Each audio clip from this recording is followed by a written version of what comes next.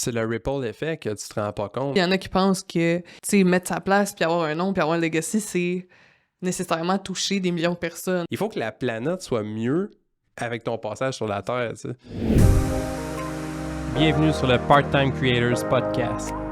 Ce podcast est dédié aux gens qui ont une passion à transmettre, mais qui veulent la propager sur les réseaux sociaux de la meilleure façon possible.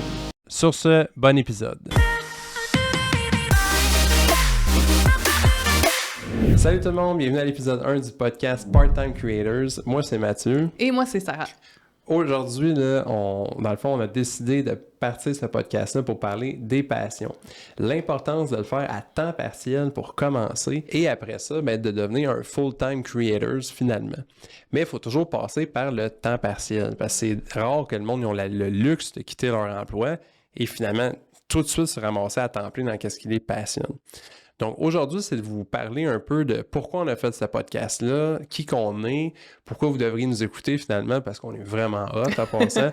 Et c'est pas mal ça. Ben, dans le fond, nous, on est un couple. Si vous n'avez pas compris ça, on est mariés. Puis c'est... des conversations qu'on a pas mal souvent dans notre salon, à la maison.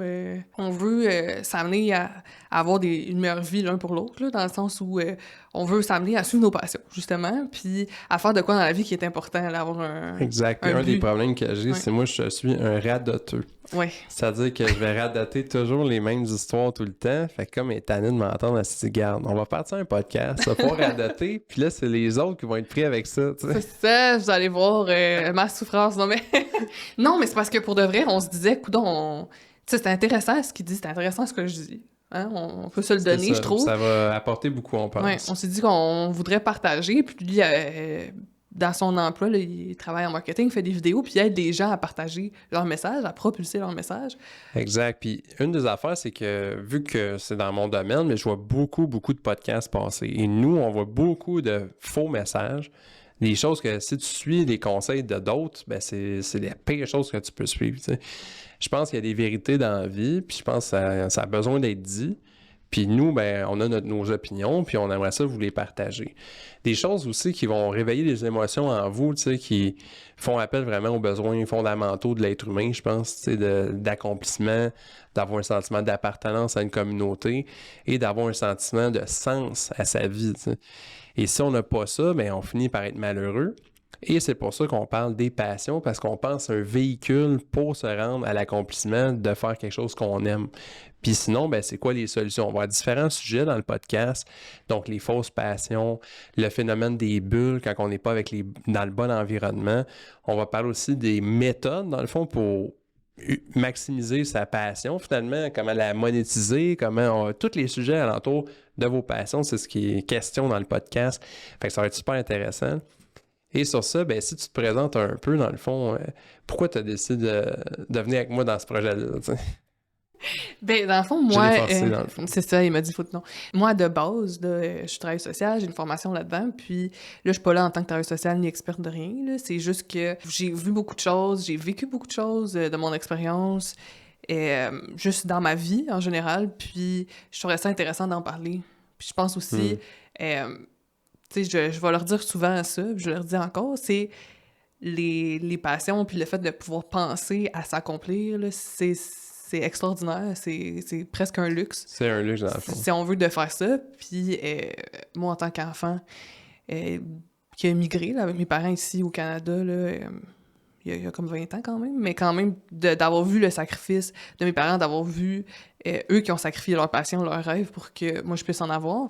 Fait que je trouve ça important de parler de ce sujet-là. Je trouve qu'on a peur, souvent, de dire ce qu'on pense. On a peur de se lancer, on a peur de faire ce qu'on aime, puis on pense que c'est pas bien. Mais dans le fond, si tu peux le rêver puis le faire, puis t'es dans un environnement ou dans un pays qui te permet de faire ça, je trouve que c'est énorme, puis c'est un beau luxe. Fait que je pense que c'est important. D'avoir vu tes parents qui l'ont manqué pendant des années, ça te fait réaliser l'importance. Si on dit l'être humain ne se rend jamais compte de l'importance des choses, sauf quand il les a perdues. Puis toi, tu as vu des gens qui l'ont jamais eu finalement ou qui l'ont perdu.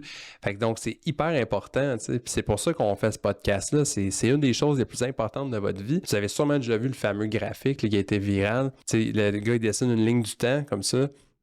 De 0 à 21 ans, tu es à l'école, donc tu n'as pas de vie. selon lui. Et après ça, de 21 à 65, tu travailles, donc tu n'as pas de vie. Et à 65, là, tu peux commencer à faire ta passion, tu sais. Ben, ce graphique-là, il est vrai pour bien du monde, tu sais. Si tu as détesté l'école, tu as choisi tous des champs d'études que tu n'aimes pas, tu as détesté ton travail tout le long, ça va pas bien, là. Fait que c'est pour ça, part-time creator, c'est si tu détestes ton travail ou si tu l'aimes, tu as une passion, ben fais-la sur le côté en attendant que ça devienne une job à temps plein ou jamais si c'est pas ça ton objectif. Tu sais. Puis ce que j'aime avec ce qu'on fait en ce moment, c'est que on n'est pas là à vous dire d'avoir un side hustle pour avoir plus d'argent, là. Tu sais, Non. puis de partir une compagnie, puis de vendre de quoi, puis de je sais pas quoi, là. On n'est pas là pour vous dire ça, parce qu'il y a beaucoup de ça, là. Maintenant, là, je vois ça, là, faut le grinding on the side, puis le side hustle, puis tout ça. Je vois ça beaucoup sur les réseaux sociaux. L'entrepreneuriat est glorifié. C'est ça, l'entrepreneuriat, comme s'il fallait, là. Tout le monde fait quelque chose, puis vend quelque chose ou est quelque chose d'autre. Sur le côté, non, on est vraiment là pour vous dire de faire des choses que vous aimez, là. C'est ça, t'as une flamme en dedans, t'as un feu, t'as une passion, tu la fais pas. Moi, mon opinion, ça va te gruger sur le long terme. Ben, si tu veux pas le faire, c'est pas grave, t'es pas obligé, tu sais. Et justement, pourquoi je pense comme ça, tu sais, c'est que ça vient de mon histoire personnelle un peu. Moi, j'ai fait 2 bacs, tu sais, puis ça n'aurait pas dû les faire finalement. C'est sûr que dans mon temps, tu sais, tout ce qui est informatique, marketing, des réseaux sociaux, ça n'existait pas. Là. J'aurais pas choisi ce domaine-là, ça n'existait pas. Mais j'avais des problèmes d'estime de soi quand j'étais jeune, tu sais. Manque de confiance. Moi, j'avais l'impression qu'il n'y a jamais une fille qui allait s'intéresser à moi. Puis quand t'es ado, ben, c'est la seule chose qui compte finalement. Et les seuls compliments que j'avais, c'était sur mon apparence physique. Je m'entraînais, j'étais full en shape, 6 packs d'abdos. Fait que là, je continuais dans le domaine de l'entraînement, tu sais. Puis j'étais allé dans un bac en kin pour ça, j'ai un bac en nutrition pour ça. T'sais. Oui, j'aime ça aider les gens, mais c'était aussi pour m'aider moi-même. T'sais. Et après ça, de 2008 à 2016, j'étais entraîneur. T'sais. Mais dans les faits, c'était pas vraiment ma voie. T'sais.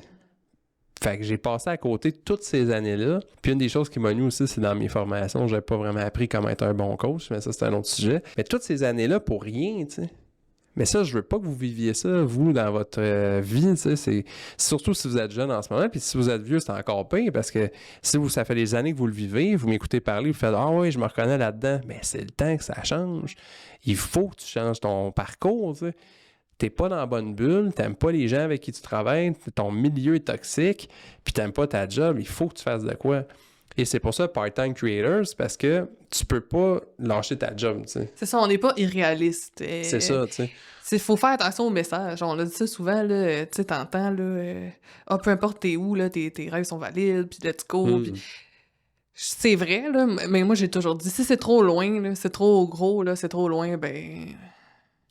Ça, c'est bon, moi, je me dis, c'est impossible. Moi, Justin Bieber me dit, vas-y, réalise tes rêves. Moi, c'est arrivé, mais il s'est fait découvrir par hasard sur YouTube. C'est pas tout le monde. Il y a beaucoup d'hasard. Il y a personne qui peut... Tu sais, en tout cas, c'est ça. Je trouve pas que c'est réaliste. C'est pour ça qu'on vous promet pas que vous allez devenir millionnaire. Oh. On vous promet pas que vous allez faire de l'argent. Il y a beaucoup... Moi, j'en connais du monde qui font de l'argent bien en masse, puis il y a beaucoup de chance là-dedans. Tu sais, comme en ce moment, ce que vous écoutez, j'ai une compagnie, ça s'appelle Agence Orion, on fait du marketing, puis j'ai un investisseur avec moi que j'ai rencontré par pur hasard. Et lui a décidé d'investir avec moi, puis sans lui, là, ben moi, je serais la moitié de la personne que je suis au niveau financier, je veux dire. Moi, j'ai travaillé 100 heures semaine, j'ai fait 2 bacs, j'ai étudié le storytelling pendant 10 ans de temps. Oui, la raison de pourquoi tu as rencontré cette personne-là, c'est pas arrivé pour rien non plus, il y a un background, c'est ça. Puis pourquoi il me fait confiance, c'est parce que j'ai des compétences, j'ai des connaissances. Mais si je ne l'avais pas rencontré, je serais parti à mon compte tout seul, beaucoup plus risqué. J'aurais pu me planter, ça aurait pu prendre 10 ans de plus encore, tu sais. Fait que c'est pour ça qu'on vous promet rien. On vous promet que si vous avez une flamme en dedans, elle va juste grossir. Ça va juste aller de mieux en mieux. Il faut le faire à temps partiel, au début, en tout cas, du moins. Et vous n'êtes pas obligé de lâcher votre job et de le faire à temps plein, mais si vous avez une passion, pourquoi pas le faire? Pourquoi pas la partager? Pourquoi? Puis parfois, on se dit, c'est ça, c'est le tout ou rien qu'on disait. On se dit, si je peux pas, mettons, musicien, là, je peux pas être musicien à 100%, ben je peux rien faire. Si je fais pas un concert devant 1 million de personnes, j'en fais pas. Mais tu peux-tu faire des covers puis t'enregistrer? Tu peux-tu faire de la musique puis le mettre? Peut-être t'auras 20 vues au début, mais c'est pas... Ouais, ou tu peux juste jouer chez vous puis il y a personne qui t'écoute puis c'est juste bon, là, c'est ça. Mais c'est de dire que je pense que c'est... En tout cas, nous, on trouve ça difficile de passer notre vie puis de pas avoir... tu sais, de pas avoir quelque chose de plus grand ou un but plus gros ou quelque chose qui nous passionne, de faire de quoi qu'on aime par rapport à ça. C'est une chose On que se tu voit. dis tout le temps qui est malade, c'est tu vis ta vie pour avoir une maison, une auto puis un enfant. De l'enfant, c'est gros, là, tu sais. Mais si c'est juste ça, c'est pas assez encore, tu sais. Ouais. C'est fou. Même l'enfant, c'est pas assez. Tu peux pas te dire, moi, une fois que j'ai mon enfant, c'est fini. Ouais, t'as eu ton enfant à 25. C'est ça, mettons, là. De bonheur, tu sais. Là, c'est bien que la relation avec l'enfant, elle se perdure dans le temps, mais tu sais, il faut qu'il y ait de quoi qui est plus grand que toi, qu'il faut que tu aides des gens, il faut que tu partages de quoi au monde, tu sais, que tu aies une legacy, finalement. Ouais, Qu'est-ce que tu vas ouais. léguer après ton départ? Il faut que la planète soit mieux avec ton passage sur la Terre, tu sais. Moi, j'ai toujours dit ça aussi. Il y en a qui pensent que, tu sais, mettre sa place, puis avoir un nom, puis avoir un legacy, c'est nécessairement toucher des millions de personnes. Fait que si t'es pas populaire, si t'es pas très, très riche, ou justement, là, comme on dit, là, si t'es pas quelque chose là, d'intense, c'est gros. Mais moi, il y a quelque chose que je crois beaucoup, c'est les cœurs que tu vas toucher ou les gens que tu vas toucher, puis peu importe comment, peu importe combien, c'est important. C'est le ripple effect que tu te rends pas compte. Tu sais, moi, je dis tout le temps, moi, c'est ma phrase que je dis tout le temps, je m'excuse. Je dis tout le temps que j'ai jamais rien fait. Ah oui. J'ai jamais rien fait de bon, tu sais. Parce que j'ai pas fait de quoi qui a une reconnaissance globale sur ce qu'il y a beaucoup de monde qui vont reconnaître ça. Mais mettons, je travaillais dans un dépanneur. Qu'est-ce qui s'est passé déjà? Ah, lui, il aide les gens. Là. Le monde lui parle, puis prend le temps d'aider, puis de... Raconte. C'est quand même fou. Là. Je travaillais de nuit dans un dépanneur. Dans le fond, pour vous résumer ça, en 2018, j'ai fait faillite parce que j'ai eu des entreprises, ça n'a pas fonctionné. Fait que j'ai essayé de faire une entreprise dans le domaine de l'entraînement. Puis c'est drôle, c'était pas ma bonne voie, puis l'entreprise n'a pas marché. Ouais. Puis maintenant, je suis rendu dans mes passions et tout ça, ça marche tout seul, tout roule comme sur des roulettes, puis tout va bien. C'est un hasard, je le sais pas, mais c'est malade juste d'y penser.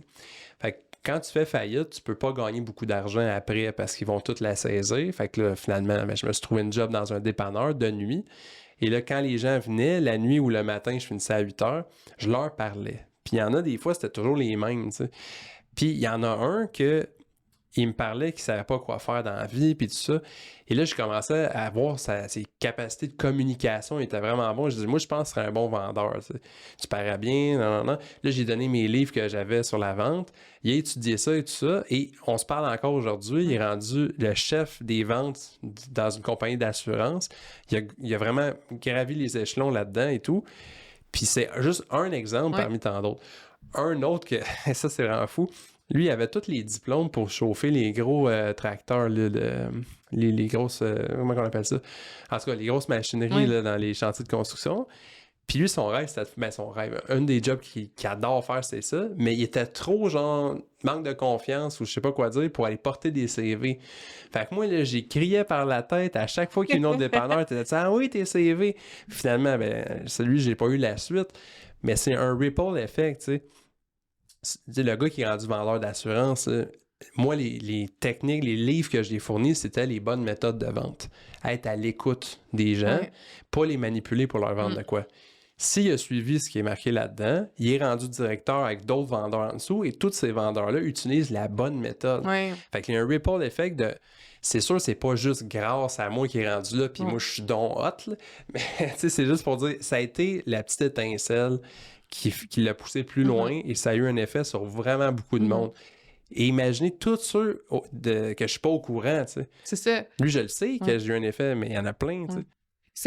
C'est là-dessus qu'on parle de l'importance, c'est ça, de un, partager, puis de deux, vouloir absolument faire quelque chose qui va au-delà de soi. Puis ça va être pour les gens aussi, d'aider les gens ou d'apporter quelque chose de positif, dans le fond, à d'autres personnes, parce que justement, on sait pas. Parfois, on dit un conseil, on dit une phrase, on donne un livre comme t'as fait, puis ça change la vie de quelqu'un, ou c'est ça qui pousse. C'est la petite chose de plus qui manquait. Exact. On dit souvent en intervention, là, tu sais, parfois...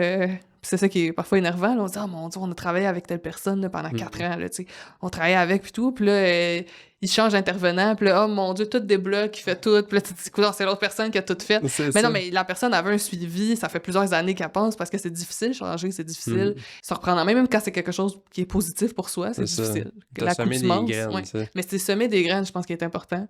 Exact. Puis on touche les gens. Fait que tout ce qu'on fait dans la vie, c'est important. C'est pour ça qu'il faut le faire positivement. C'est ça. Je pense que c'est pour ça que ça peut pas être faire de l'argent à ton but. Là. Non. ça va être positif à qui? Puis je pense que c'est là que les gens se trompent, puis font des mauvaises décisions autour de mauvaises personnes. Gary Vee dit tout le temps, viser l'argent, c'est ton principal frein à faire de l'argent. Non, mais c'est fou, parce que... Puis lui, il parle sur le long terme, évidemment, là. Mais tu parlais de ton métier, justement, de semer des graines, là. Mais c'est ça, elle, dans son métier, c'est fou parce que tu peux avoir un jeune qui a un parcours de délinquance, de drogue, décrochage scolaire et tout ça. Il va plein d'intervenants tout le long. Puis à un moment donné, il change. Mais il y a des intervenants, ils le savent pas, mais ils ont eu un impact, tu sais. Même si c'est pas mesurable, parce que ces gens-là, c'est ceux qui ont le plus de changements à faire. Oui, on s'entend, c'est vraiment difficile. Oui. Fait que toi, en partageant ta passion, peu importe si c'est genre la musique, si c'est l'entraînement, la cuisine, tu vas avoir des impacts, tu sais. Puis surtout sur ta vie à toi. Oui, surtout sur ton entourage. C'est ça, on ne dit pas nécessairement d'aller toucher des... Tu sais, nous, on utilise les réseaux sociaux, on aime ça, c'est quelque chose qu'on consomme, c'est ça qu'on fait, mais ça peut être juste autour de toi, là. Tu peux juste prendre le temps de cuisiner avec ta mère tous les jours, avec une fois semaine, avec tes enfants, puis de partager cette passion-là avec les gens autour de toi, là. Puis une des choses aussi qu'on va amener dans le podcast, c'est qu'il ne faut pas s'auto-flageller de se dire qu'on n'est pas bon parce qu'on n'a pas réussi à le faire cette semaine, tu sais. Ouais. Genre, ma passion, c'est la cuisine, mais à soir, j'étais trop brûlé, j'ai commandé du McDo. C'est pas grave. C'est pas grave. C'est part-time creator, justement, ça peut être très, très part-time. La partie full-time, c'est quand la passion génère des revenus, tu sais. Et les revenus, il y a des multiples façons d'en faire. Fait que ça, on peut en parler aussi dans d'autres podcasts. Vous êtes passionné par la cuisine, cuisiner à domicile, ça existe. Nous, on est payé cher pour ça. Et là, vous pouvez cibler une clientèle qui sont capables de payer et vous pouvez finalement vivre de ça assez facilement. C'est ça. Fait que c'est vraiment ça notre but avec ce podcast-là, c'est parler des passions, être réaliste, puis parler de qu'est-ce qui peut nous freiner à les faire, puis parler juste de notre vécu, là. Exactement. Puis on va avoir des invités aussi extraordinaires là, qui vont participer à la discussion. Puis je vous laisse sur une dernière parole, c'est les paroles de l'Évangile. Non, c'est pas ça pour tout. La dernière parole, c'est de dire que nous, on voit beaucoup de podcasts passer, puis on voit beaucoup de choses, de messages qui nuisent aux gens. C'est-à-dire que on a deux objectifs.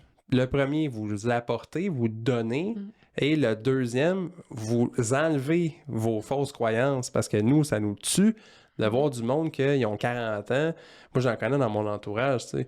Ils se font avoir par des gourous puis plein d'affaires, puis ils vont 10 ans de temps dans la mauvaise direction pour se rendre compte qu'ils sont malheureux au bout parce qu'ils ont suivi les conseils des mauvaises personnes, tu sais. Fait que nous, on va vous dire la vérité en pleine face, on n'a pas peur. On va dire les vraies affaires qui sont les plus profondes, des vérités qui se rapportent à chaque être humain, des choses qui sont dans les besoins fondamentaux de l'être humain. Comme tout le monde a besoin d'amour, mettons. On le sait, ça. Mais si je dis tout le monde a besoin de plus d'argent, ben ça, on n'est pas sûr. Fait que c'est quel chemin qui est vrai, quel chemin qui ne l'est pas. On va tout démêler ça dans les prochains épisodes.